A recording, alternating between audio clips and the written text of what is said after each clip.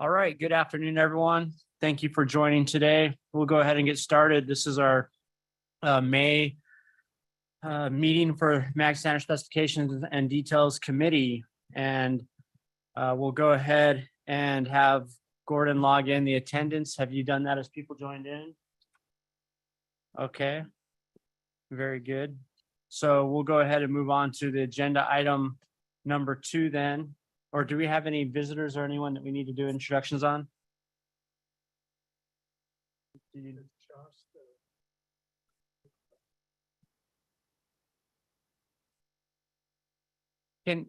Josh, can you introduce yourself?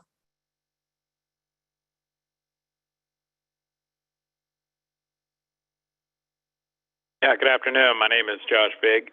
I'm with the City of Surprise. I'm in our engineering department, so I do civil engineering review. Okay, great. Thank you, Josh. Appreciate it. Okay, is there anyone else online that hasn't attended before that's visiting this meeting?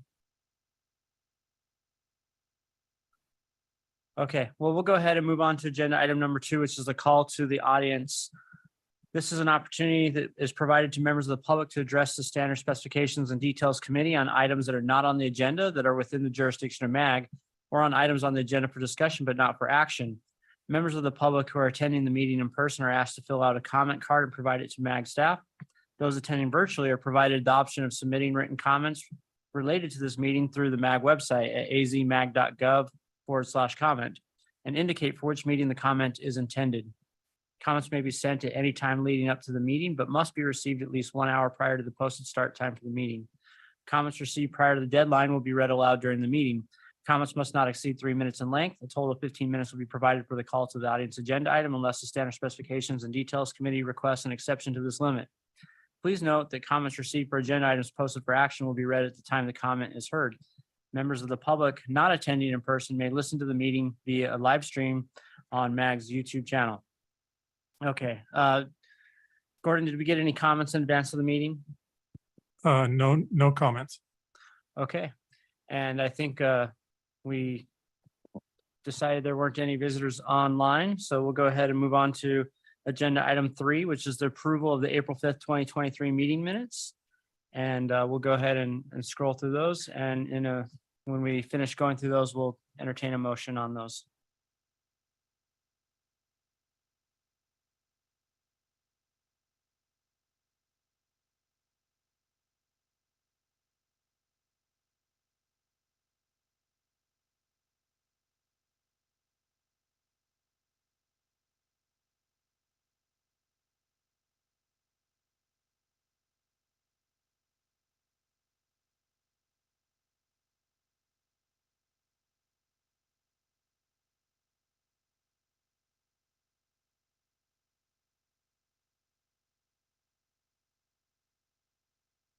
Okay, are there any questions or comments on the meeting minutes?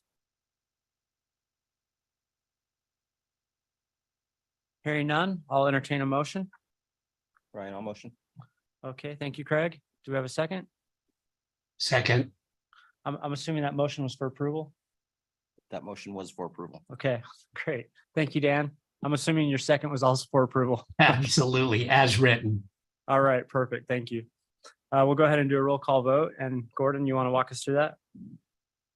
Avondale.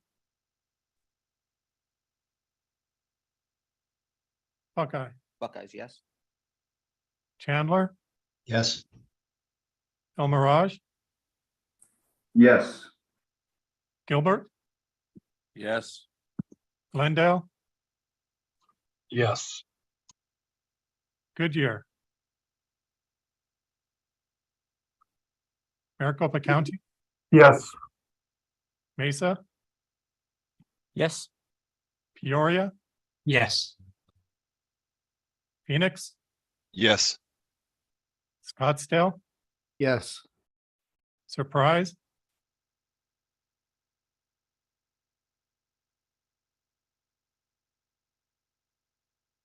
Josh, did you want to vote on this? Tempe. Yes.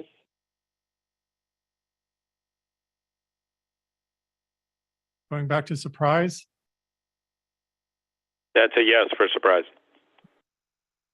Okay, so we got 1, 2, 3, 4, 5, 6, 7, 8, 9, 10, 11, 12 yes. And 3 not present.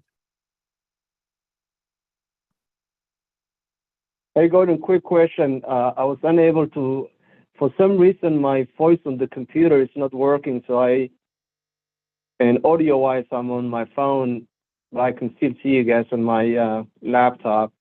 So I apologize that I was not able to speak the first half when you did the roll call. Okay, thank you. I'll make sure you're recorded. Thanks.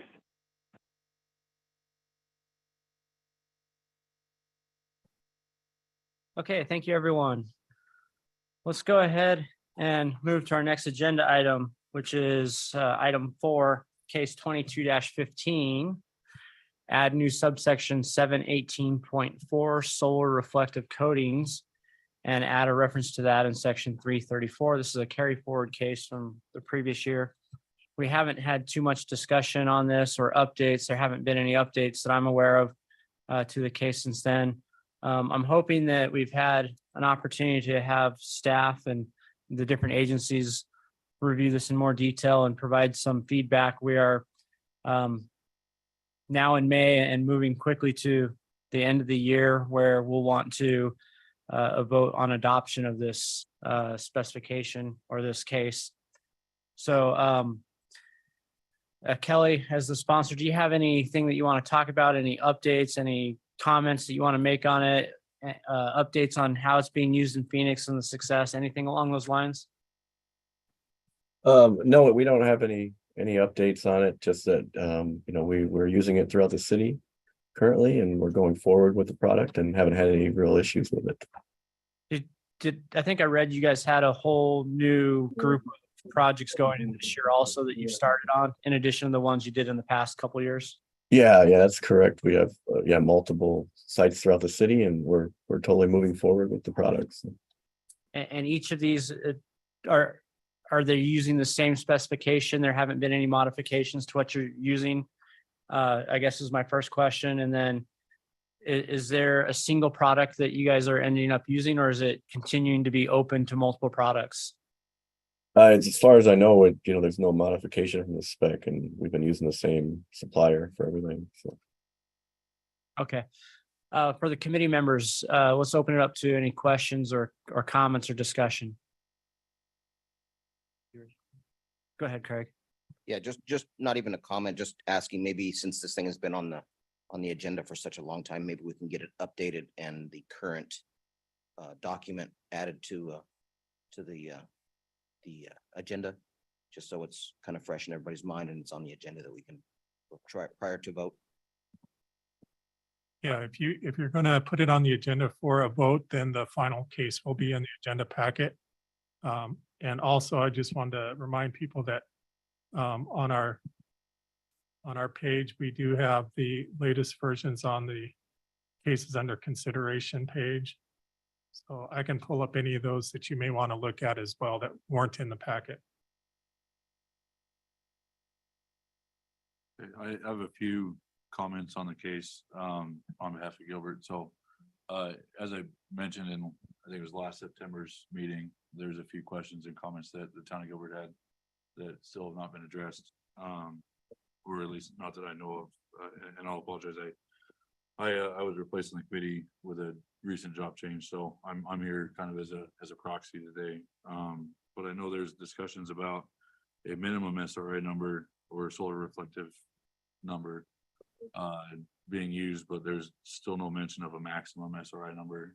The conversation from September was that once your SRI number gets to a certain point, there starts to be a glare, which can obviously impact driver safety or pedestrian safety on the road. So I and Gilbert would like to see what would a maximum SRI number be, just to make sure that we're not exceeding it, both kind of as just a directive. I know this was kind of intended to be kind of informative to kind of help guide municipalities to maybe want to use it to do it. But I could also see if there's any research or any numbers that show, like an SRI of 40 or 45 or 50 is where we start to see safety issues. Another question that was brought up in September that hasn't been addressed is on colors. So I know that tends to use lighter colors, maybe grays, and how does that impact striping? So the white stripes and yellow stripes we currently use on the roadways, they're a stark contrast to the black asphalt that we use. So if we start using lighter colors, stop bars, crosswalks, things like that, those become less visible. So maybe if there was some direction on colors, best colors to use, certain shades of grays, or what still gives us contrast for striping. Again, going back to traffic safety. So those are two items that Gilbert will be looking for to be able to support this moving forward. Okay. Yeah, I can definitely go back to our team and ask these questions and get these addressed.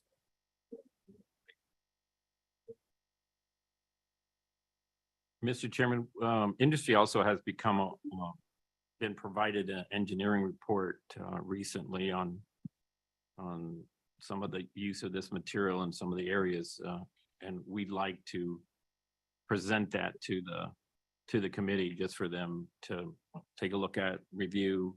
Just some additional information that we've been provided to, and we'd like to just, for the sake of just providing information, to send that through to the committee. We'll get it to Gordon and have Gordon send it out to the. Okay.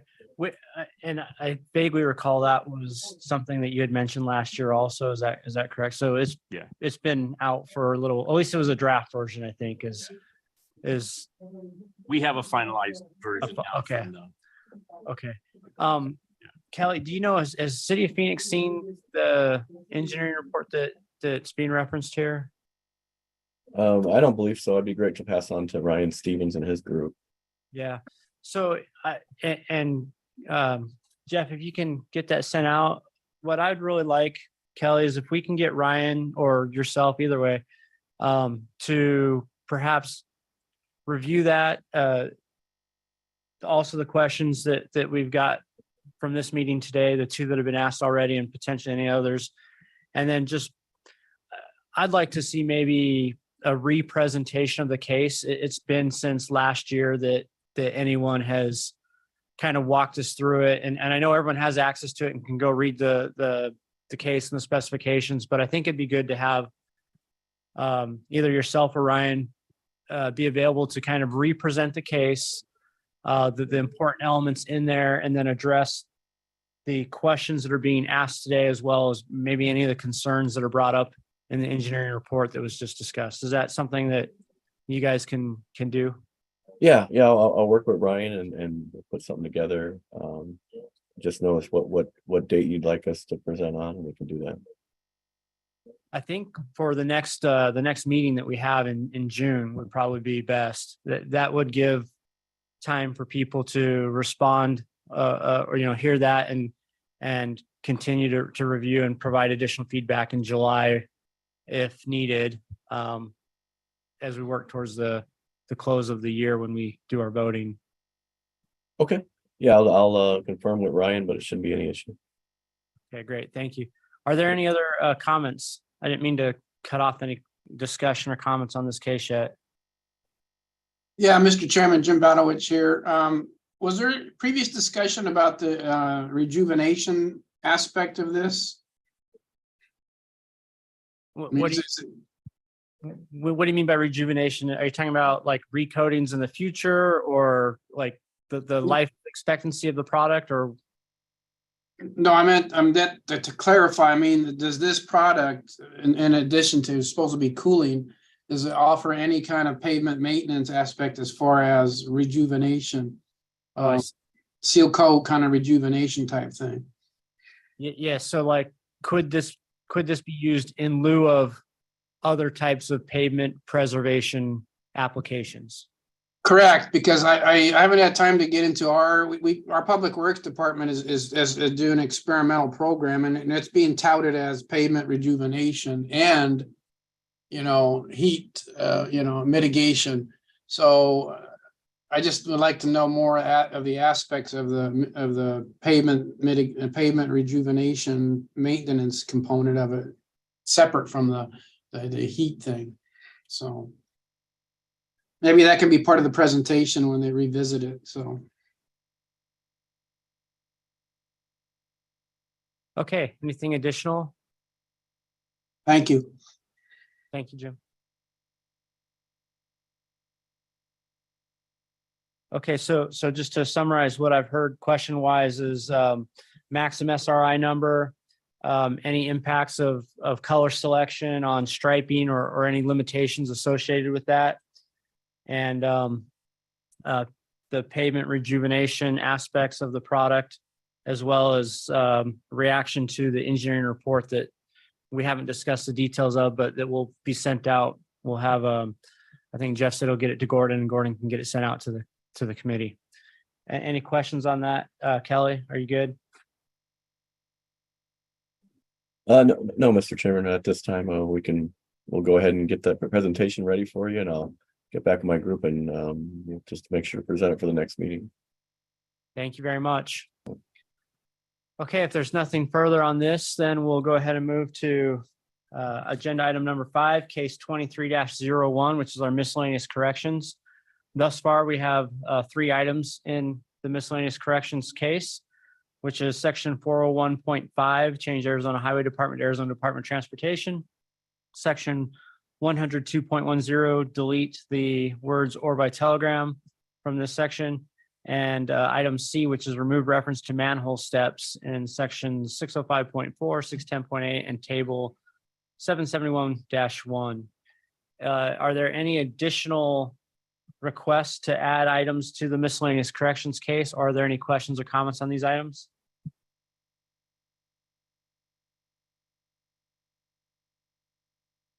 Okay, very good. We'll move on to agenda item number 6, case 23-02, revised section 725, Portland Cement and Concrete. We have an updated document as of April 20th. And this is an update to subsection 725.2 on cementitious materials to allow the options of Portland limestone and ternary blended cements. And Jeff, do you want to walk us through the updates and kind of talk through any of those items? Thank you, Mr. Chairman.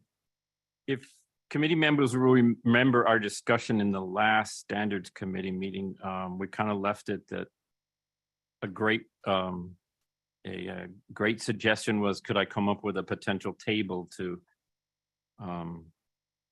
easier explain what's in a couple of the paragraphs verbally that are a couple of the paragraphs that we have chosen to try to revise and adding these additional blended cement types. So you'll see very little real language change other than I did move another suggestion out of 725 2.1, the paragraph on the maximum percentage of SEMs to be used, moved it up into section 725.2 as it would be the 3rd paragraph in 725.2.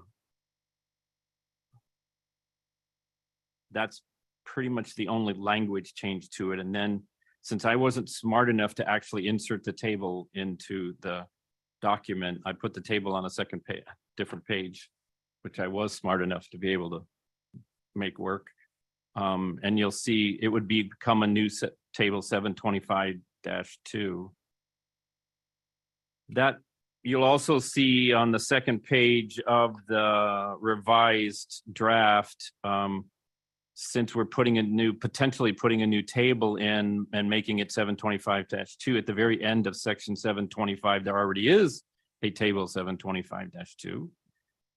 That would have to then become table 725-3. And I wanted the committee to be able to see that.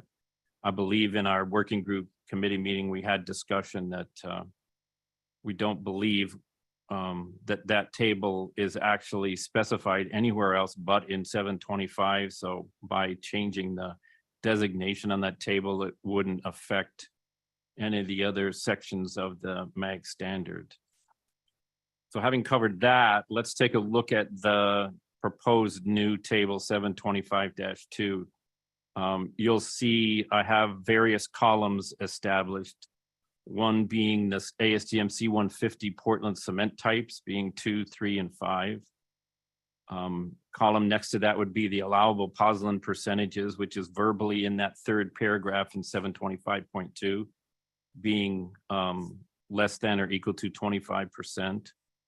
The third column then would be the existing 1P that is in the specification, and then the addition of the 2 other C595 blended cements being type 1L and type 1T. What I incorporated there also is right out of the 595 specification, the actual naming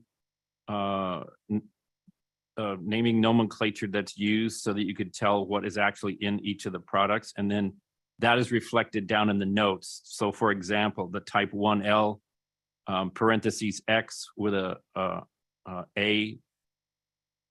You'll notice you go down to the notes to type A and you'll see the definitions of a type 1L as a Portland cement blended or underground with limestone.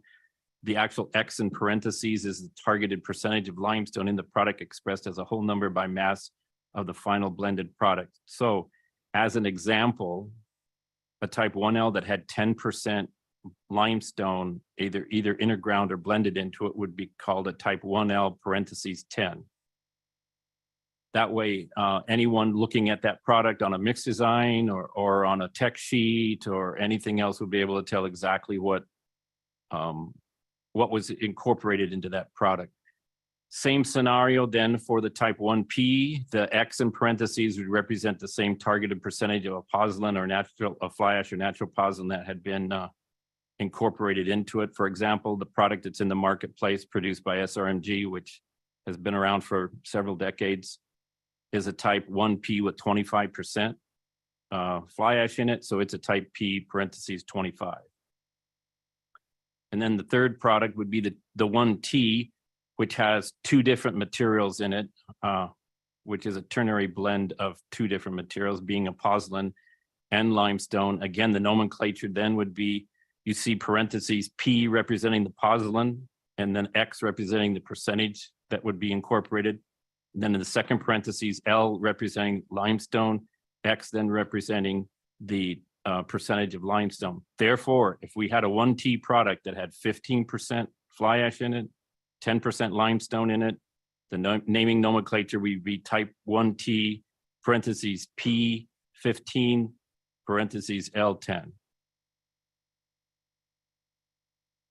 And you can see the notes basically, well, the notes explain that. And the nomenclature that we used and the wording that I used in the A, B, and C notes come directly out of 595. So if anyone actually would go to the specification, ASTM C595, they could see this the exact same explanation of the naming nomenclatures. Then moving to the next column, you have the allowable pozzolan percentage, again, similar to the column that we had alongside of the C150 Portland cements. And you can see in the 1L, we could add up to, again, up to or equal to or less than 25%, but not in the 1P because it would already incorporate pozzolan or a fly ash in it. And same way the 1T would already incorporate that in it. So we wouldn't have that allowable percentage. Next column then would be included pozzolans. And again, you could see based on what I just talked about, the 1P, the 1L would not have an included pozzolan because it has only the limestone in it. The 1P could have up to 25%. The 1T could have up to 25%, okay? Then the final column would be included limestone. The 1L then would have between 5 and 15%. And then that's basically in the specification C595. And then the 1T having a limestone addition to it could be greater than, or equal to or less than 15%. I think I would have you guys take a look at this and see if it adequately explains the verbiage that we have in 725.2. I think it does. It does to me, but that doesn't mean it does to everybody. So I think this, and I want to thank you, Jim. I think this is a much clearer way to look at it than just trying to read the verbiage and parse it out through that. Although I think we should probably leave the verbiage too. I think both would be beneficial. Yeah, I think this is helpful. It seems to be flow better, easier to read. Agreed. This is Warren. Can you scroll back up to the top and just show us how it's going to be inserted in so we. Yeah, you can see I tried, I There it basically is. thought we would insert it in after paragraph 4. Okay, thank you. That would be after all the verbiage, basically, and then you could insert the table in there. Obviously, we would refer to it. Actually, I didn't, now that you mentioned that, I actually didn't refer to it anywhere in the verbiage. So I need to actually do that somewhere. Thank you for all your efforts in putting together the table, and it looks like it was took some effort, some time. We actually had quite a good discussion at the working group about it. I had started with 2 tables and ended up with 1, so I think it's much better. I guess a couple thoughts from my rudimentary understanding here, but to me, it seems like column 1 and column 3, that's probably where you started with 2 tables and you ended up in 1. I think I'd almost like to see all of those under the first column and just continue down, so that maybe the first column would read cement type, and then the text would be ASTM C150 Portland cement type 2, ASTM C150 Portland cement type 3, and then when you get down to the 4th, it would be ASTM C595 blended type ILX, and then just continue down. When I'm used to looking at a table, I'm looking at the first column. I'm typically thinking that every column after that is applicable to the row there. And so that threw me for a little bit of a loop when I first saw it. So is that formatting Oh, no, I absolutely get it. And in all honesty, I had it that way a couple different times and then changed it around and then did it again. And then, yeah, so. Yeah. I really actually started with just cement types as being the column heading on the column, and then it went down through it. But yeah. I think to me that would make more sense. And I don't know if anyone else wants to weigh in and comment if they prefer that or like it the way it is. That would actually then eliminate, if we took column 3 and put it underneath column 1, that could eliminate column 4. So Agreed. we'd end up having just 1, 2, 3, 4 columns total. Correct. Yeah. And then for any column where it's not applicable and it's blank right now, Blank. maybe an N/A for not applicable, or a 0 or something like that. I think would be beneficial also. Any other committee members have thoughts, want to say they disagree or think that a different format's better, or have your own comments to add?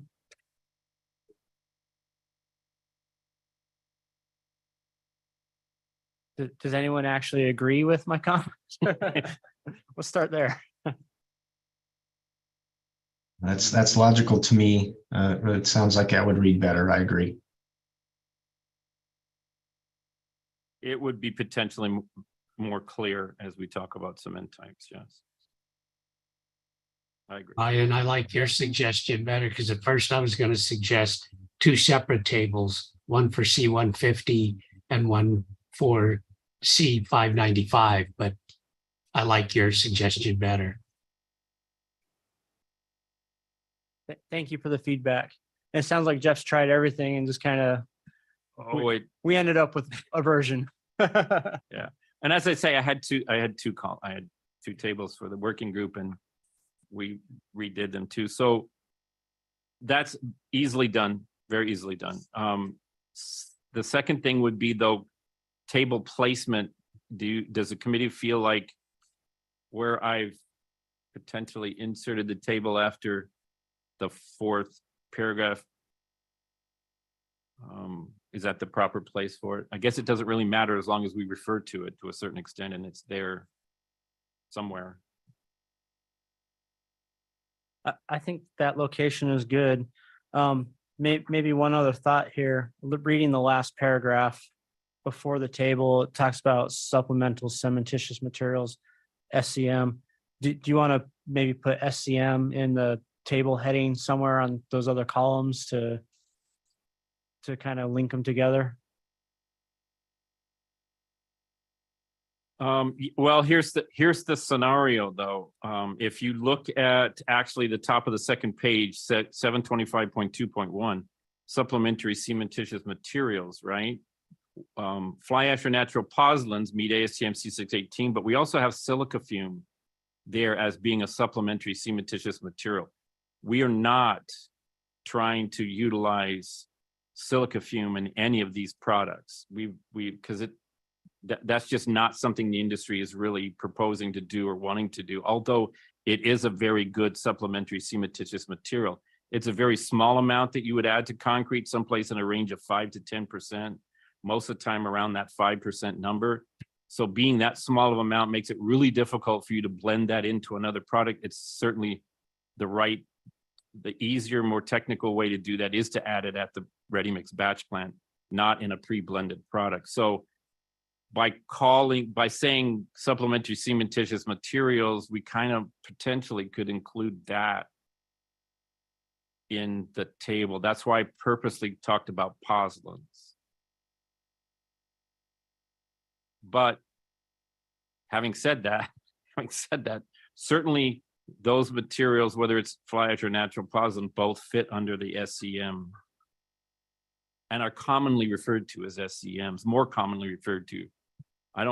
Silica fume is extremely rare for it to be used, and certainly in any concrete that we're using in right-of-way type applications, high performance concretes, various things like that. Yes, but So that last paragraph there, now numbered 725.2.1, is titled supplementary cementitious materials, and then pozzolans in parentheses.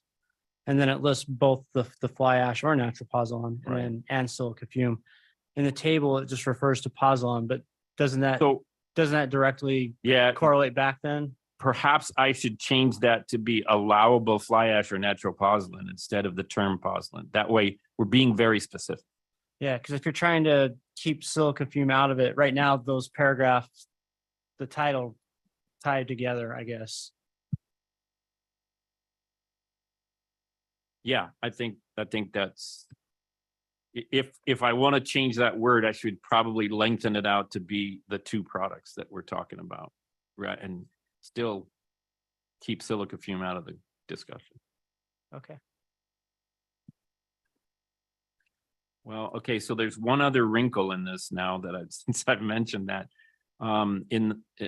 This year, there's been a change in ASTM C618, which is the ASTM standard for fly ash natural pozzolans. It's now changed. The name of it is now, they've changed the wording from fly ash to coal ash so that it could also incorporate other CCP products, coal combustion products. For example, harvested ash that would come out of that could be processed out of a landfill, ground bottom ash, various different products that would not necessarily be concerned. I know I'm getting technical here, but be called fly ash, but it certainly would be called coal ash. And if you guys look at the latest C618 standard, you'll see that meets all the same requirements. Everything has to be, all these materials have to meet exactly the same things that we've used for fly ash for a long time. Lots and lots of information to show that they'll perform the same and all these kind of things. So we ought to probably consider now changing. Wow, that's going to be a hard thing to do though. We probably refer to fly ash lots of different places within MAG specifications. And if we change it here in 725, let's crawl before we run. Let's leave it the way it is. Okay, thank you. Yeah, just as background, I would suggest a note rather than trying to change fly ash everywhere. It's just too well known. But yes, you're right. The utility industry is starting to mine the old bottom ashes and all the other stuff they just tossed away, put in landfills. You may just want to put a note identifying that in the ASTM C618, fly ash is also now incorporated as a coal ash product. Is fly ash by chance in our definitions? I don't know. I can check. I would not try to change fly ash everywhere to coal ash, I'd rather recommend having a note somewhere in here identifying that nomenclature may be found in C 618. I would say that would be under 725 2.1, right? Under supplementary cementitious material. Yeah. It's going to get complicated. We don't know how this is going to go in the industry moving forward. It doesn't look like fly ash is in the definitions. And I would agree with that, because I think in our infinite wisdom in the past, we've tried to, when we're using ASTM standards, not try to incorporate some of those things into our specifications. And there is a definition of those materials in C618. So by referring to 618, you can find the definitions of any of these things I just talked about in there. So Yeah, I can see though somewhere along the way, somebody's going to go to 618, have it out there and go, well, this doesn't read the same. This is other stuff. Right. We might as well address it. right. And that's the reason after looking at this, the reason I just brought that issue up. And honestly, this has only been a change in the last 2 months. I think it's the latest ASTM 618-23 just came out in March. So it's the newest edition of that.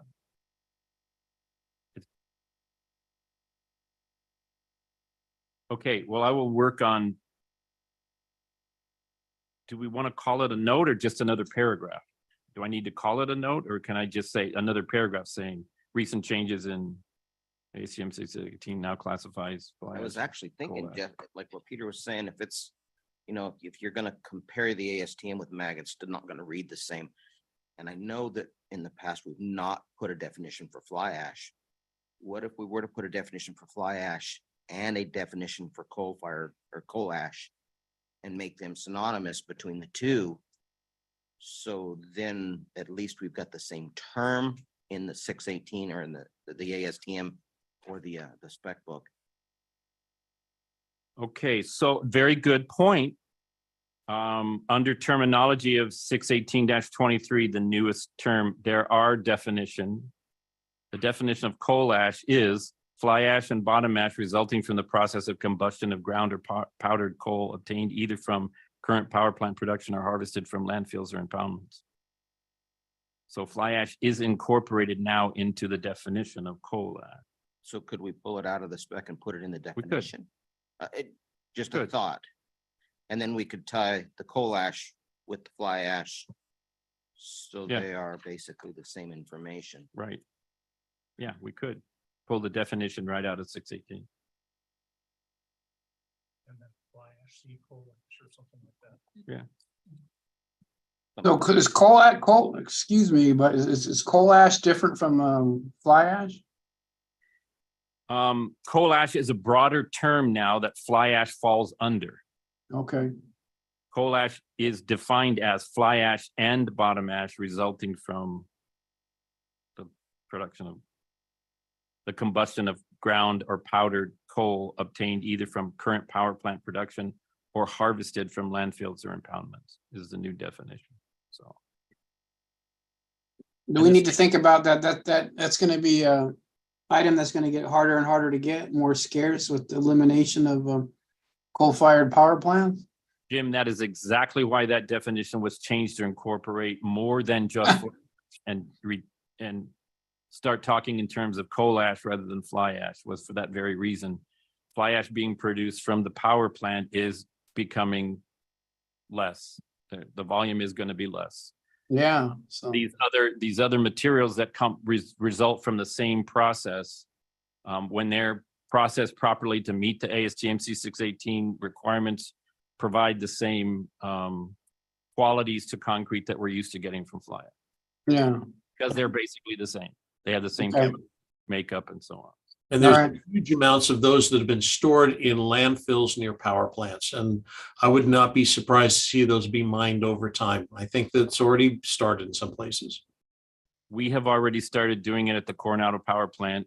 3 years ago, we started working on being able to mine the materials there, the F ashes that were deposited there 10 to 15 years ago when there was more supply than there was demand. And we're mining those materials just as if we would be doing a natural pozzolan. We're bringing them out of the ground. We're processing them, drying them, sizing them to the right size of materials, going through all the ASTM testing procedures on it. We're actually blending it in with some of the fresh ash that's available at the power plant now, and been using it a year and a half, 2 years successfully in other parts of the state. And many of the mag projects that you guys are doing in the last couple of years has probably incorporated that material in it too. Yeah, it wouldn't surprise me to see the other plants, even the defunct one up at Navajo, the old Navajo plant. There's so much of it up there. So Now, it could be very good source of those materials too. huge quantities of that. A lot of quantity, yes. Yeah, so I think it's best to get on top of it now, so when these do show up, there's no shock. It's in the mag, it's already covered. We can use that stuff. Well, theoretically, since we have, since the specification requires that the product meet ASTM C618, we kind of have already grandfathered in the change that's been made. We just need to have our definitions and our the nomenclatures that we're using match the new specification, which would be moving from calling it fly ash to calling it coal ash. I would think it'd be beneficial to have it in this case, though. Let's get it out of the way and get on top of it. The case keeps growing, but I agree with you. Yeah. I agree with you. That's a good thing while we're doing it, so we don't have to come back and do it later. It's just a further clarification. Again, if someone actually goes to the standard and reads it, they'll see that. But this is just a further clarification because you guys know that many times both agency staff nor contractors have actual copies of the current specifications in front of them to read. So if we incorporate some of the minor changes and so on into the document, it's probably not a bad idea. It's a good idea. Not to mention, most everybody doesn't have the ASTMs also. That's what I mean. They don't really have access to those. Certainly out in the field, they don't. So. Right. So one other thing I was going to comment on, Jeff, we talked about. No, you already had a comment. I'm sorry. I'm done. Go Those ahead. empty cells. So just to be consistent, I went through MAG fairly quickly and I come up with a choose your own adventure on the empty cells. None, the dash mark, just plain open cells, an asterisk that doesn't have any information. I kind of, honestly, Craig, I kind of like the dash. Personally, I kind of like the dashes myself. Yeah, and Just kind of yeah, shows. So the 326-3, just for the record, has just the dashes for you, Yeah. so you can kind of mimic that. Yeah, because then I have to explain what not applicable or NA means, right? We have to, but dashes, pretty universal. People pretty much understand that, right? Thank you. Good comment. Okay, looking forward to seeing some updates to this again. Great job. Appreciate all the effort and Oh, Mr. Chairman, one last thing. So I'll make my best stab at making these things that we just talked about, and we'll discuss them again at the working group later in the month. I think it's the 18th. That's what we did the last time, and it ended up with further refinements. So we may refine it a little more even before it comes back to the committee next time. okay, sounds good. We'll go ahead and move on to our next agenda item 7, case 23-03, revised section 710 on asphalt concrete, updating subsection 710.3 mixed design requirements to allow that under certain conditions, a volumetric checkpoint may be completed in lieu of a new mixed design. And again, Jeff, I don't think there's been any changes or not really a lot of discussion on this, but if you have anything you want to say on it, we'll hear that first, and then any questions or comments from the committee. Mr. Chairman, both in the last standard committees meetings, actually the last 2 meetings, and the working group meetings, there's been no real conversation about it, no comments, no concerns, no questions, anything else. And we kind of agreed that if in the last working group meeting, that if there was none in this meeting too, that we would potentially call for a vote at the next standards committee meeting. And that way, if anyone does have any comments, questions, or concerns, we would get them before the vote and we'd be able to handle it. So. Okay, questions, comments, concerns from the committee?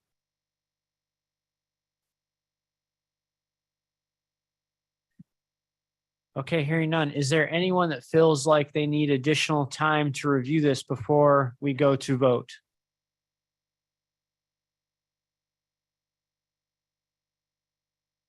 Okay, hearing none. I will mention that I did reach out both to our materials lab at the City of Mesa and our transportation pavement manager. Both of them were very supportive of the change, have indicated that it's been implemented in EBAC for many years already. It's been successful. We've never had any issues so the City of Mesa is completely supportive of the case. I just mentioned that. If there's no objections, then we will ask to have this put on our agenda for next meeting for vote. Thank you, Mr. Chairman. Okay, great. We'll move on to agenda item 8, case 23-04, revised section 714 microsurfacing and 715 slurry seal. Remove the production tolerances column from table 714-1, 715-1, and update the note after each table. And kind of a similar item here. Jeff, if you have any comments you'd like to make, and after that, we'll hear any questions, comments, or concerns from the committee. Mr. Chairman, I would make the same comments on this case as the last. We've had no concerns, questions, comments, discussion, both in the working group or in this meeting for the last couple of months. So just as in the last case, we would ask that we put that on the agenda for the next meeting for potential vote, hoping that if there are any concerns that we will get those and we'll be able to handle. Okay, for the committee, any comments at this time or questions? I'll add that Glendale engineering team looked at both of these. Glendale's willing to move forward on both of them the way they are. Great, thank you. Any additional comments or questions? Again, I'll ask it if everyone feels they've had sufficient time to review the case, or if anyone feels like they would like additional time before we call for a vote.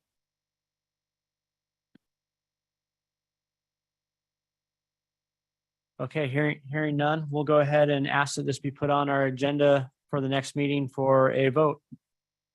Again, thank you, Jeff, and really all of your team that's been helping to put these cases together. We'll move on to our next agenda item here, case 23-05, revised detail 212, utility pothole repair. Again, we've had a few revisions since our last meeting. The case was updated. We'll ask Arvid to kind of walk us through those updates and changes, and then we'll turn it over to the committee for questions and comments. Thank you, Mr. Chairman. What you see on the screen there is the changes that came out of the last meeting and last working group. We took out the word existing pavement and making it asphalt concrete or PCCP pavement. We made a change on the typo from 602 to 601. And then did we include 350? Yeah, there it is. Thank you, Gordon. We went ahead and included 355 in this just to clean it up because it's the correlating spec to the detail. We made it reflect properly the language that the committee members wanted. We took out the backfill that was unnecessary because of the changes to MAG 212. So that is where it's at. It probably needs to go back out to the agencies for a review. Gordon helped me fix the numbering. If there's anything I missed, then please get with me and let me know. And we'll go from there.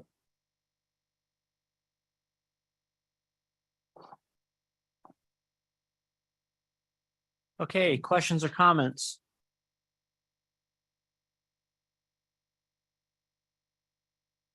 Arvid, could you just take another minute and explain to me the section 355.3, the backfill and compaction section?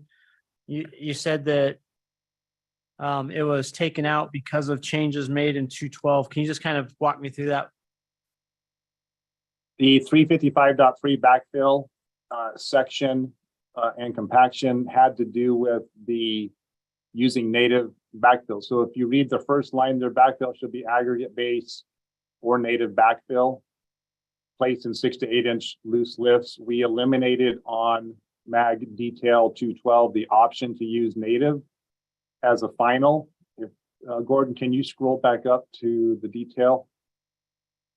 After discussions in the working group and other agencies, it was determined that the need for half sack or CLSM was the only solution for a backfill of a pothole with either a hot patch or a coupon reinstatement through core drilling.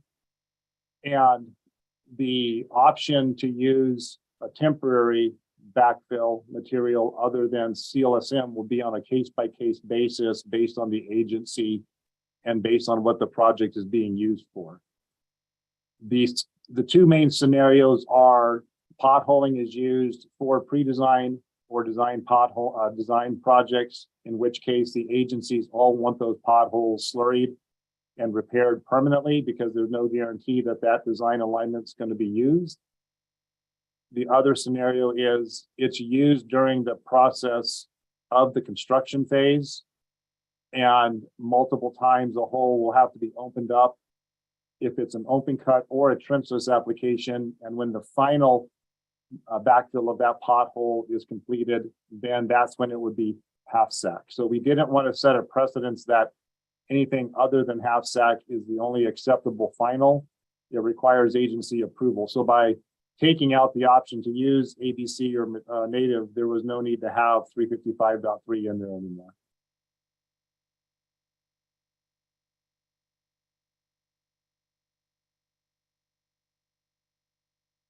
Okay, thank you.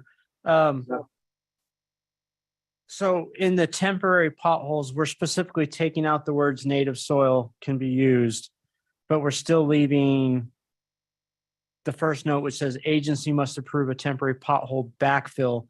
So it's possible that the city could still approve a native if it made sense for whatever reason. Correct. So a couple examples of that are different agencies. One agency allows us to go in and backfill a pothole once it's been completed and located in a trenchless application with pea gravel, so that we can, because we have to open and reopen that pothole 3 or 4 times during the course of the trenchless application. They let us backfill it with pea gravel and coal patch and keep removing it and putting it back until we're done with the job. And then we will fill it with half sack slurry and reinstate the coupon when we're done. Another agency is allowing us to, because of the location of the potholes, just put a 5x8 steel plate over them because it's off the drivable road, and just cover them with a plate and be able to remove the plate to see the utility. Again, in a trenchless application, because trenchless requires you to have the utility open and exposed when you're crossing over or under it. And when we're done there, we will use half sack slurry to make the permanent backfill also. If an agency has a situation where a customer was requesting to use native or AB as a temporary backfill, then that's going to be their decision based on the project. I can't visualize where that would be the case, because if there's a temporary backfill of a hole, it's typically going to be for either a construction of a open cut, in which case the pothole would be consumed and the pea gravel would fall out and the utility would be exposed, or it's going to be in a trenchless application, in which case you want to remove and put back a product that you don't have to worry about compacting, which is why we use pea gravel, because it doesn't require compacting from a temporary standpoint. Okay, thank you for the additional discussion. So Yes. understanding that it's still up to the agency, but the probability of ever having a native is so low that it doesn't warrant having the specification for that remain in place. I personally believe that's the best approach, just because each agency is going to have their own definition of temporary based on the circumstance that the request is being made. And then at that point, it gives the agency the flexibility to dictate what their expectations are. Right. It also goes back to the reality that if you have a pothole deeper than 4 feet, which is, it used to be the standard pothole was 4 to 6 foot deep. Nowadays, the standard pothole is 6 to 12 foot deep. There's nothing you can do until you get to within 4 feet of the existing grade to produce compaction, because we use an air-driven thumper and it's only 4 foot tall. So if you've got a pothole over 4 foot deep, you're filling that hole up with something. And if it's native or AB, there's no way to get compaction on it. So you're ultimately going to end up with a sinking pothole, a settling pothole. So therefore, I believe it's in the best interest of all agencies to say anything that's temporary will be pea gravel or sand, some product that when it hits the hole is technically 100% compaction and won't settle. Excellent. Thank you for that. Okay, any other questions or comments?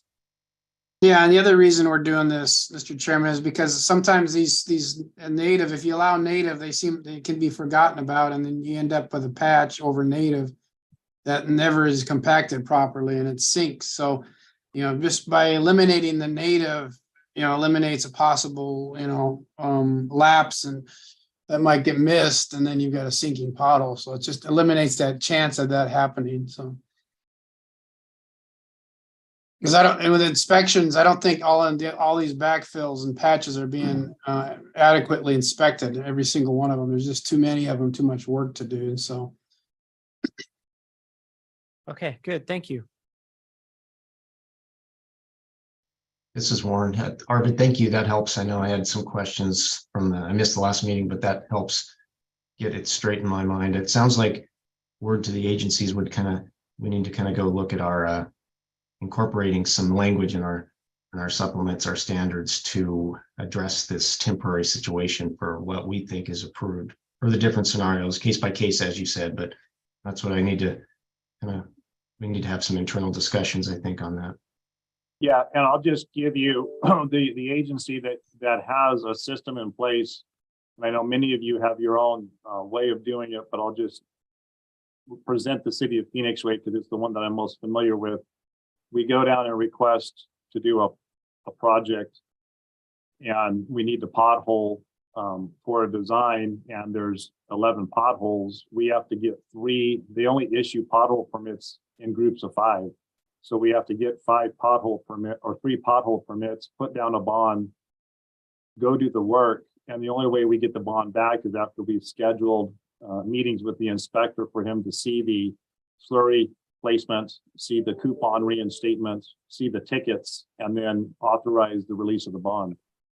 And that's how the permanent side. On the temporary side, we have a project at Central and Van Buren right now where we're tunneling underneath light rail. And each of those locations, we went in potholed and we filled with pea gravel and coal patch so that we could reopen as needed as we were tunneling underneath everything. And once we park the casing, we'll come back and suck everything out on a given day, put in the slurry, and then reinstate the coupons again with in that case, it's not a City of Phoenix bond, it's falling underneath an actual construction contract. The inspector will inspect and confirm that they're good, and then we'll continue on. Those are really the 2 scenarios that potholing is used in right away that I think, again, are real regular. Good. That's helpful. Thank you. You're welcome. Okay, any final questions or comments? Mr. Chairman, my only comment would be is if we can get feedbacks and there's anything major, then if it looks good, then we go to a vote next meeting. Okay. I feel like the changes that are here are recent enough. I'd like to give everyone at least 1 more month to review them. Yes, absolutely. If we can close it out before the end of the session, that'd be great, is really where I'm going to. And we may be able to call for the month of July. Let's see how this next month goes, and the next meeting we can go from there. Absolutely. Thank you for your time. Okay, thank you. Okay, agenda item 10, case 23-06, vegetated or rock bioswales. This case was discussed last month, and we have a few updates that are fairly recent here. This proposes a new vegetated or bioswale detail and related specifications. It states here section 640. I think there's some discussion on what the section might be called on these. Vegetated or rock bioswales and 644 check dams for low impact development facilities. And we've talked about this document being part of the secondary document that we have that won't be the right of way details or specifications. This is sponsored by Bashir, and I know Peter Kanderis has been working on this a lot. Do one of you want to walk us through the updates?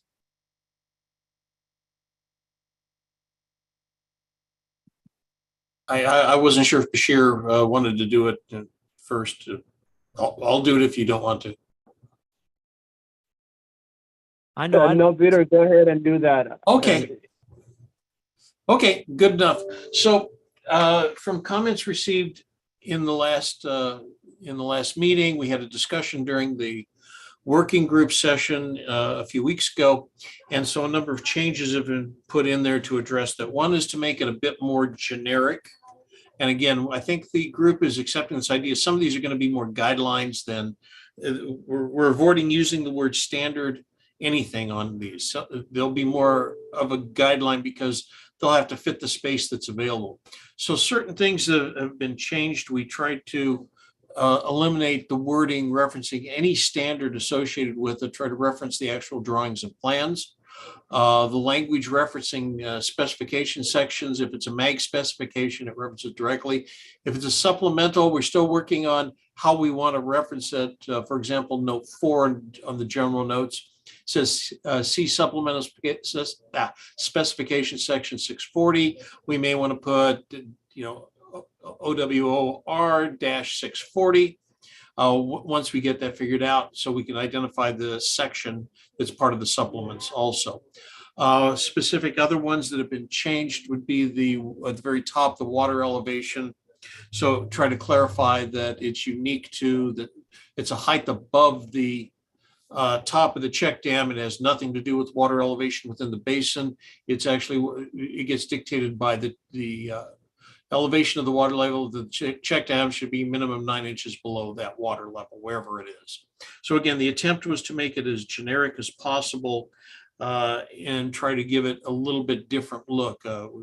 Hope that you could review that. We've also modified the section documents to go with that. Again, similar kind of effort on those, getting rid of the word, any kind of word to standard, calling these supplemental specifications, trying to use, at least for right now, OROW as the nomenclature on those. Again, if we come up with something different, we can always do that.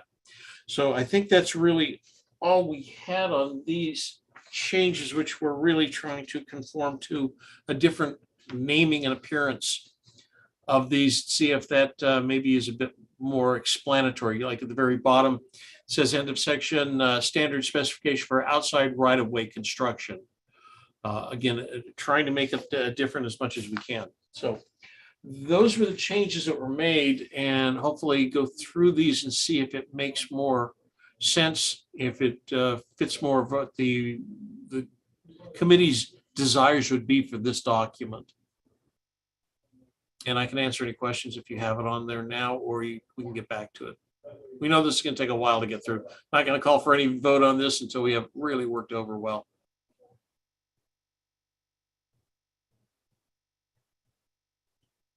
Okay, thank you. Are there any questions or comments from the committee?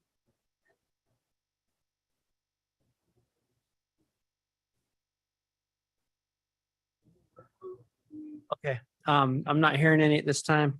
I've got one comment, and that's on your general notes for the check dam. Item 2, which says D50 size determined by the design report. And I think we'd want the D50 size specified in the plans, in the construction document plan. So maybe a reference to the construction document or the plan sheet rather than the report. when they're going out. Oh, I see, on the plans. Yeah, when they're going out to construction, I don't want them to have to reference the report to Correct, to know correct. what size Catch. riprap they're going to put in. And I just noticed this, and this is probably, I'm guessing this is consistent on all of our mag details, but we're still calling out in the title block, it says supplemental detail and it says English. Is that what we have on all of them now? I know there was a time when we had a metric version, but Yeah, they still all say English. they do all say English. So, okay, I just checking. Maybe we don't need to add English in on our next document, unless we're going back to metric.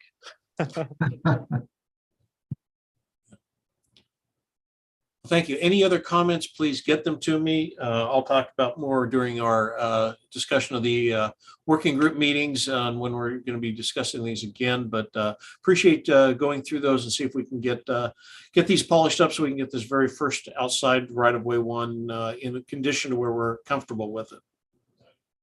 Great. Is there any more discussion from the committee on the document names? I know we talked about that either last month or the previous month.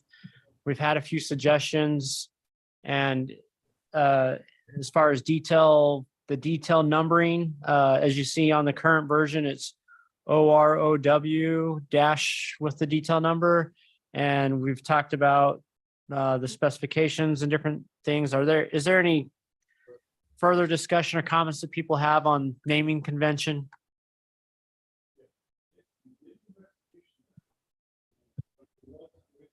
Everyone seems pretty happy with the current version.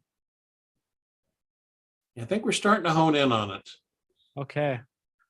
All right. Well, continue giving that some consideration as well, in case there's any epiphanies that happen between now and next month, and you can bring those aha thoughts back to us. Yeah, as we move forward with there's another case that's going to be coming up probably next month. We'll probably mimic this in terms of language use and do it the same way. And then again, if we have to change them, we can change them in group. It's not a problem. Yeah, and hopefully we come to a naming convention before you proliferate too many details and have to make changes 1,000 times. Yeah, that's by the end of this session, it would be very nice to have this figured out, at least for the first try. I mean, we can change it down the line, but I'm not too worried right now, but let's make sure it's clear more than anything else. All right. Thank you, Peter. Thank you. Okay. Agenda item 11, case 23-05, concrete collar maximum size. This is a new case here as of today. This is to provide maximum width of concrete collar on detail 422 and update the text in section 345.5 on Portland cement concrete collars. And this case is sponsored by Matthew. If you want to go ahead and introduce this to us and talk through any items you would like. And then again, we'll open it up to the committee for questions and comments. Good afternoon, Matthew Bryan. Yeah, we're having some inconsistencies. We're having that there is no max dimension specified, and when it comes time to perform adjustments, we're getting adjustments ranging from 12 inches to 18 inches and greater. We typically don't accept anything larger than 18 inches. So we're just trying to see if we can get a minimum and a maximum on the collars.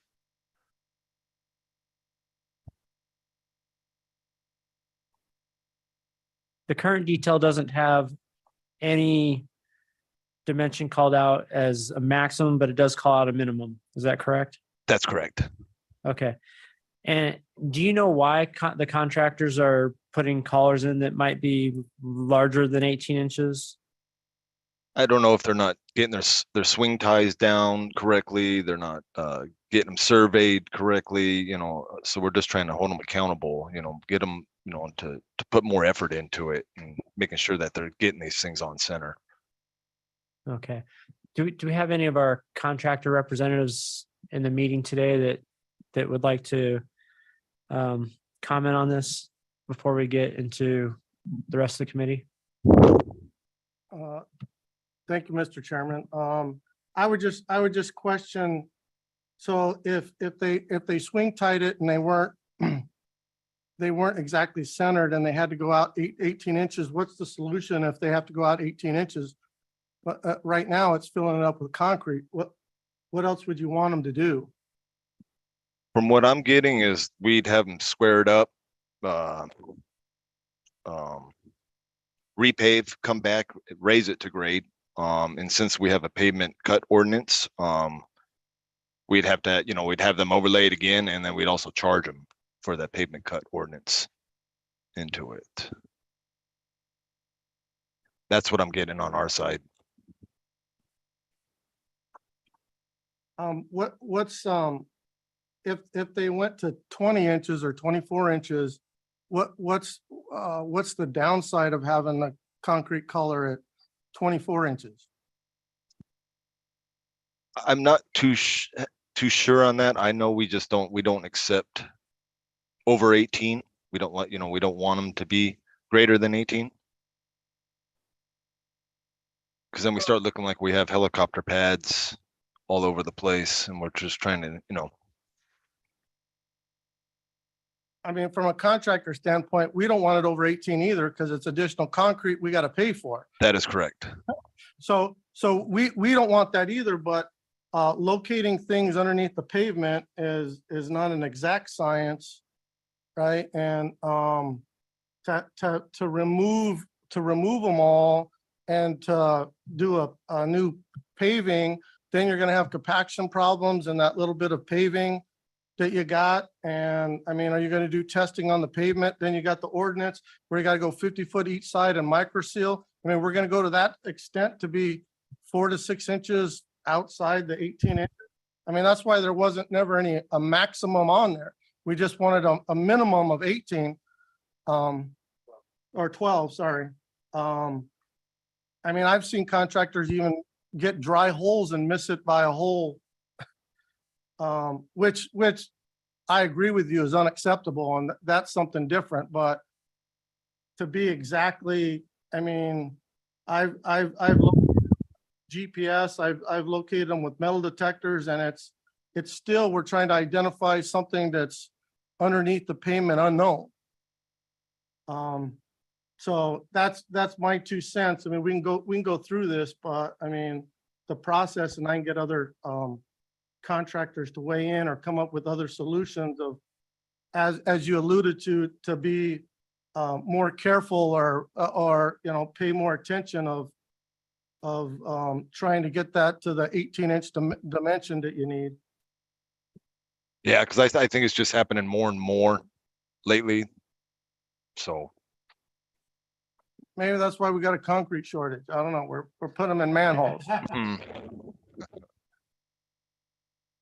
Well, it's just part of a bigger problem with we've experienced too with workmanship. It's everybody's in a hurry and there's not enough skilled people in the labor force that knows how to get these exact. But I don't know. It to me, this is going to be something that's hard to enforce, because if you got to go back and repave it and all that, I think the solution is worse than the cure is worse than the solution, accepting something that's a little bit wider. So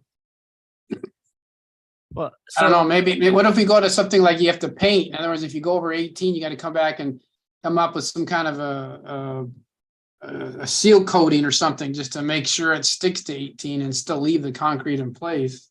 So it doesn't look, so it doesn't look as bad, even though it's still there. I guess what I'm hearing, and maybe I'm missing part of the discussion here. What I've heard is that the maximum dimension is, in a sense, a way to create a higher quality of workmanship, but it doesn't necessarily directly have any negative implications, other than we're trying to create more care in the construction itself. So I guess part of my question, and again, I'm not asking this expecting any answer. I'm asking the question because I want to think more about it. But is there a different way to achieve the same objective? If the objective is to have a higher level of care taken in identifying the adjustments and locating them properly through better care up front or through more time and attention to the actual location process. This may be one way to achieve that. Maybe there's alternate ways to achieve the same objective that doesn't change the detail. And I'm not sure what the answer is to that. If there is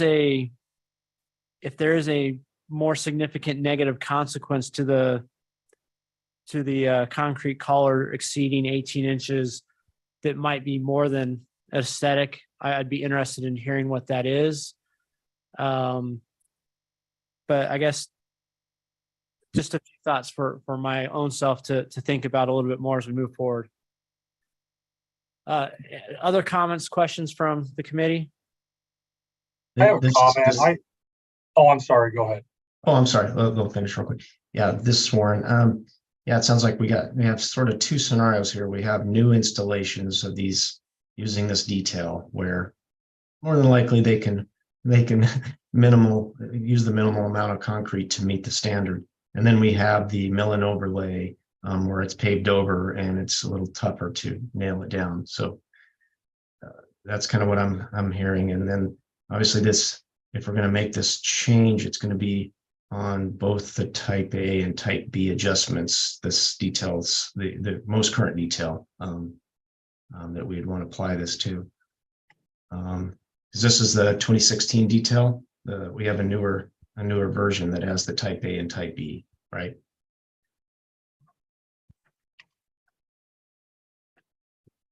You know what I mean? Yes, there is a type A, type B. Okay.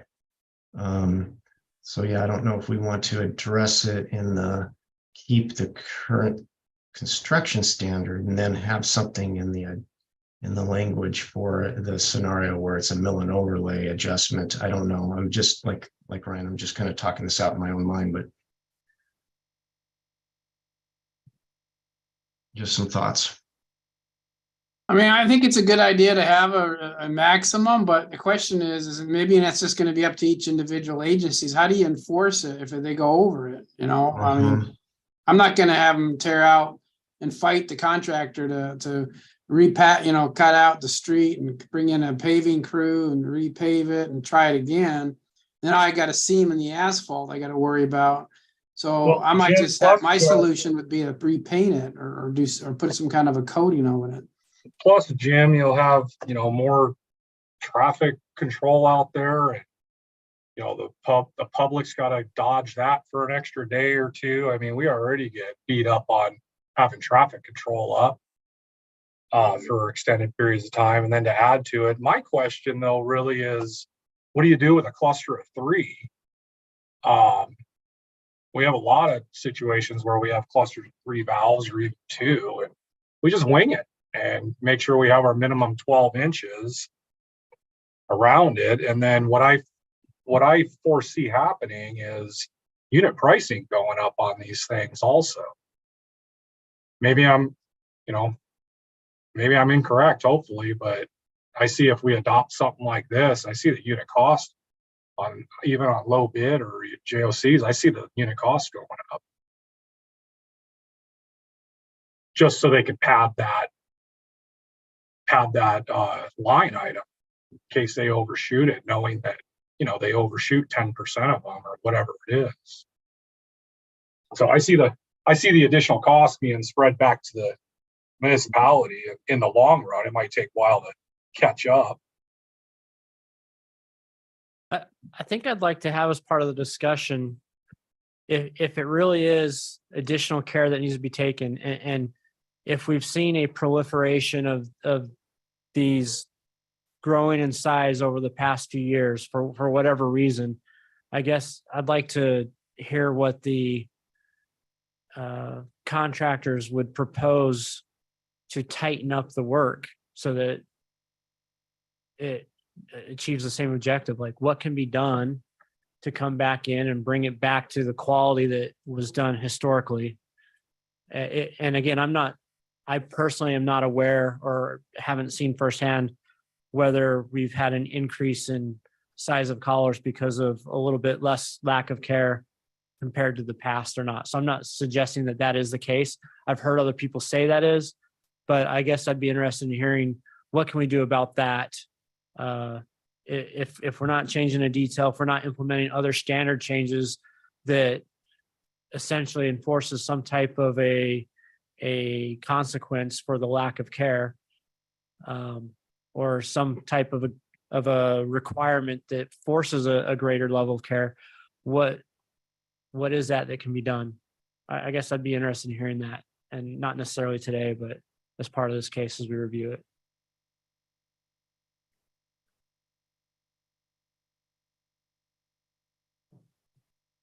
Any other comments? If there is a maximum and the contractor exceeds the maximum, we know Phoenix has some rules on what they're going to require, but if another agency says, okay, this is okay to make it 20 inches this time, but, you know, I mean, they can decide whatever change order or engineering they want done on it. But it still might be a good idea to have some guidelines so that people just don't keep going to 3 feet or whatever it ends up being.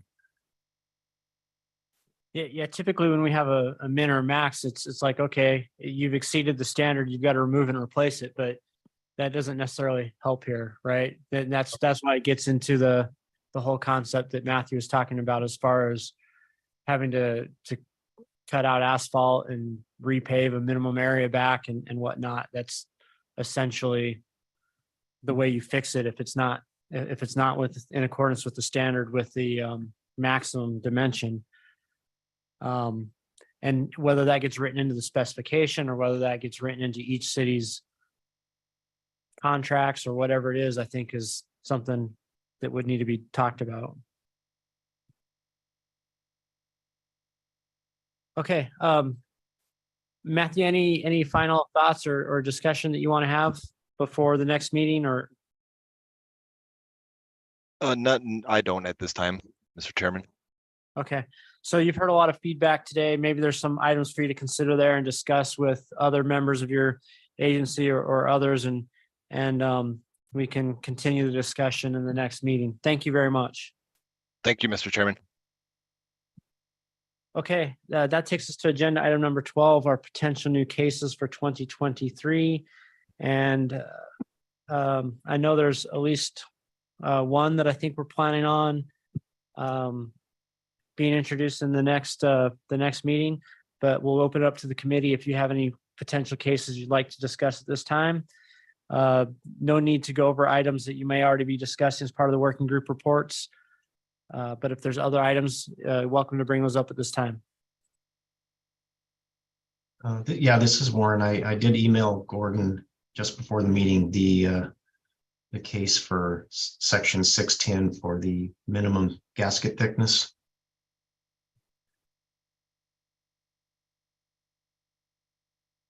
Let me check. I'm not sure I'll be able to bring it up on this computer down here. I may not be logged in. Okay, thank you, Warren. Is that something you'll be ready to present for the next meeting then? I can. Yeah, it can wait till the next meeting, Gordon. It's not earth shattering, just we can definitely work it in. And I'm not sure if that came up in the working group discussions this past month. I wasn't able to attend, but it's ready to submit. Excellent, thank you. Any other cases? Okay, well, let's go on to our other items. And agenda item 13, it's our working group reports, and we'll go in the order listed here on our agenda and start with our water sewer working group. Yeah, thanks, Mr. Chairman. We met on April 18th.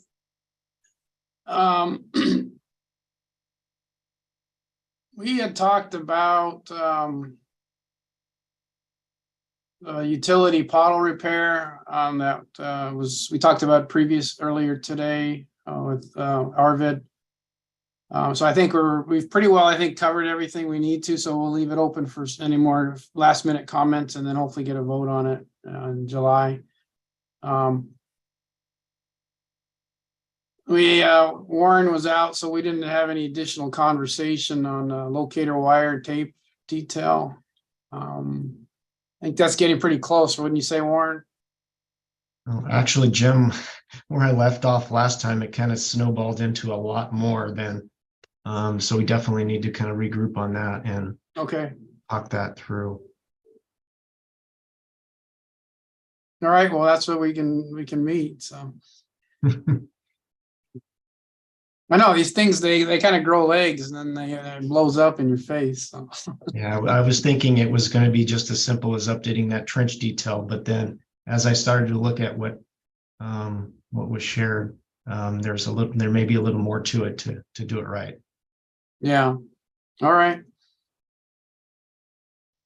We had to get a short discussion on the PEX A. It's still, we're asking for some more materials so we can present it, before we make an official case, and it's still looking for a sponsor for it, but we're still getting lots of positive feedback from it.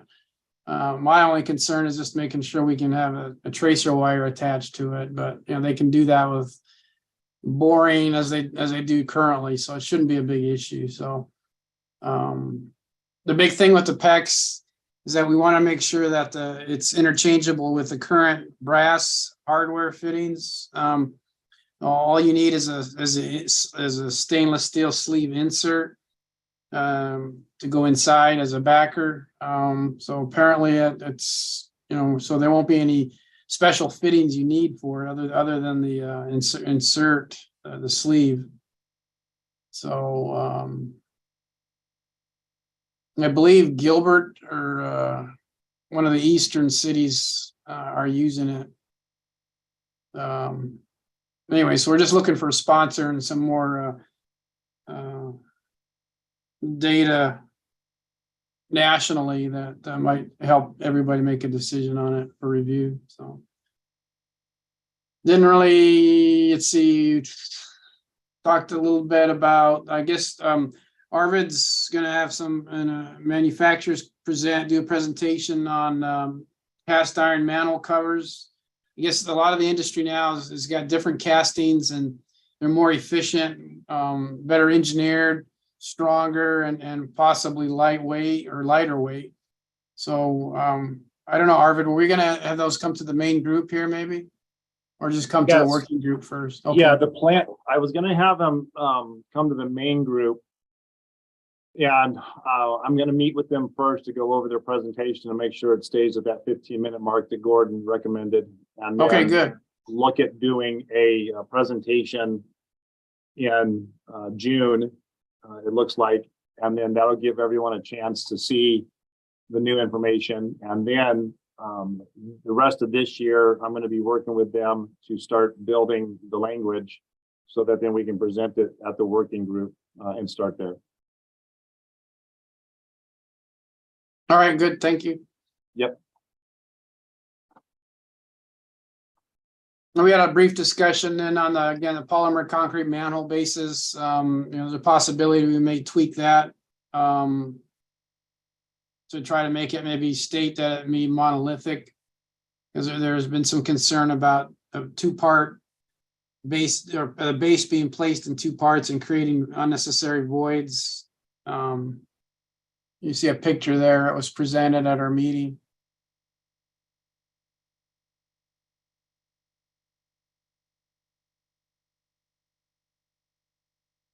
So again, it's one of these new technologies that I think we're finding out as we use them in the in the field, in real time, we're finding out we got to make some minor adjustments. So I guess that's typical with a lot of new materials. So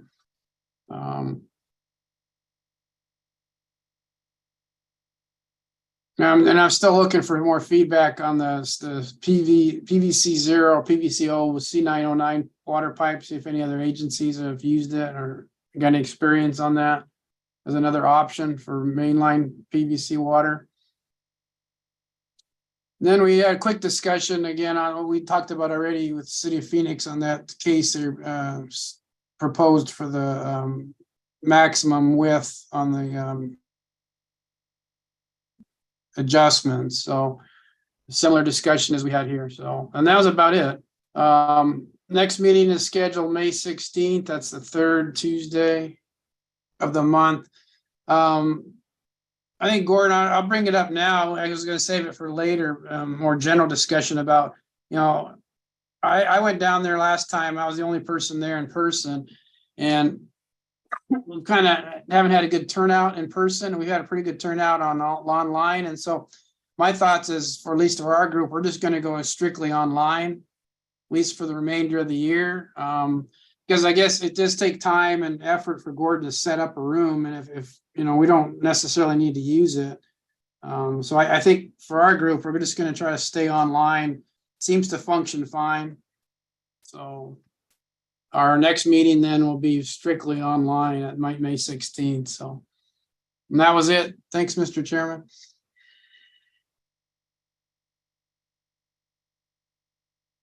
Okay, thank you, Jim. Let's go on to our asphalt materials and concrete working groups. Thank you, Mr. Chairman. As you can see by the information included in the packet, the discussions that we had in this meeting pretty much are mirrored in our discussions during the working group. Our next meeting will be May 18th at 1 o'clock. Obviously, we'll continue to discuss case 23-02, and we'll go from there. Thanks. Okay, thank you. And then our outside of right-of-way working group. Yes, thank you, Mr. Chairman. We did have a hybrid meeting last time, and we had about a 50-50 turnout, 50% showing up in the meeting room, 50% online. We decided we're going to probably do that on a quarterly basis, and remind Peter to bring in pizzas next time so we can enjoy it. During the meeting, we went over the details on the rock bioswale, the vegetated rock bioswale case that we talked about previously, and provided direction for the sponsor to get the comments in there. We had kind of a working document on the spillway detail, at least so we could start shooting some darts at it, really getting that developed. It was a very lively discussion. We got quite a bit of input on that. One of the aspects we looked at, we just had kind of a basic spillway, but looked at the ability now to add some options, like having a riprap type spillway in there. We talked about the connection details, if it's installed before or after it's put in later on, how would you connect it into either the sidewalk or curb, or at the bottom into a sedimentation basin. We had some ideas kicked around on that. We also talked about the potential different methods. Right now we're showing as a curb cut, but what if there's a sidewalk? We're going to provide an additional detail for a scupper type connection. So hopefully by the next meeting, we'll have a few more draft revisions to work out. I think we're probably looking at July for presenting that to the committee and bringing it forward. It'll be probably one of our last ones to do, but it's moving forward now on it. In terms of the detention tanks, Keith wasn't available, but we did have Greg Creaser from Speedy there, and he provided some background information. They were going to get together and talk more about getting the CMP detail and the other potential details installed with that. Did not make any progress on the standard dry well system right now. That's probably going to wait till next year, but we are looking at next meeting having the thermoplastic body PVC catch basins ready. Went through that, had final discussions on the apron and the potential needs and changes on the apron. The developers of the case, ADS, are going to prepare that. They're looking for a sponsor, and they're actively going to try to get that ready so we can have that ready for the June meeting to present to this group. Stormwater harvesting basins, we did talk about that some. Tim Connor brought that up. And we did have a volunteer to get some of the drafting going. So he had kind of a working rough draft available. He's going to start getting that drafted up. I don't know if we'll have it ready for this year. If it would be, it'd be the July timeframe, but it is now moving forward. Infiltration trenches, some example ones were presented. I think we got kind of an idea of where we want to go. These can be put in so many different other applications. You could have potentially a road. You could have a roadside one. You could have a basin type. You could have it next to an unsurfaced road, end of a spillway. So there were different options, and I think it gave us some good ideas on how we want to present this in terms of details that could be introduced or used in other applications. It would be kind of a plug and play one, have enough options to where they would be encouraged to be used in other applications. And we talked about the rock size that's needed on that. General discussion on low impact development tools that are available, and we should be checking on the Pima County's the PAG website to see if they've got some additional ones. Apparently they're developing some things we hadn't seen before, and the goal is to get a hold of what they're doing so we can see if it be an option to use.